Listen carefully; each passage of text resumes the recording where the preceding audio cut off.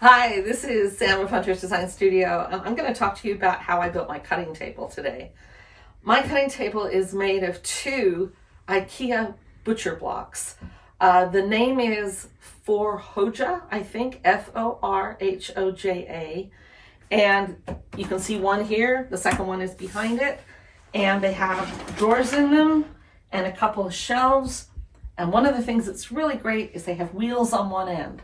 So it's possible, although this is kind of loaded up with a lot of stuff, to pick it up and scoot it when you need to. If you are working with a really small studio, movability can be a really big factor.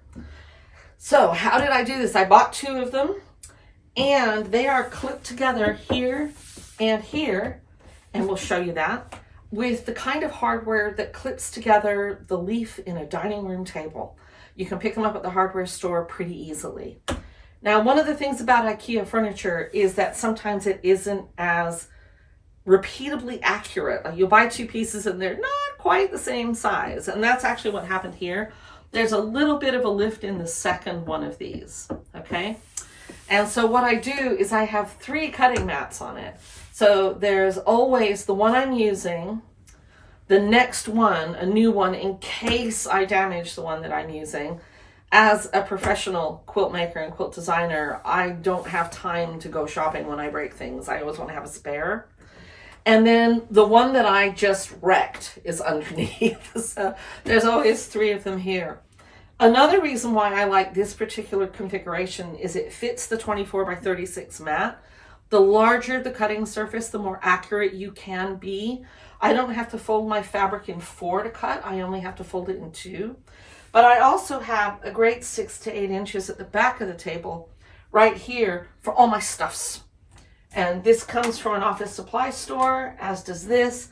This is an IKEA flower pot, and this is a red licorice container that acts as a trash can after the red licorice was eaten. So the other thing that's really kind of fun about this guy is you have access to the sides, and this is an IKEA pegboard system.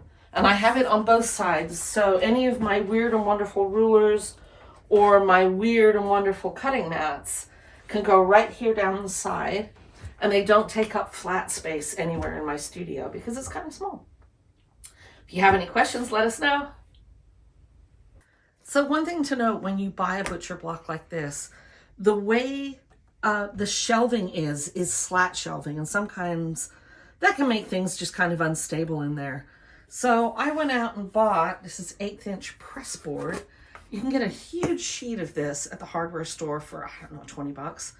And I don't have big tools at home, so I had them cut it down for me, cut the corners out to make life a little bit easier.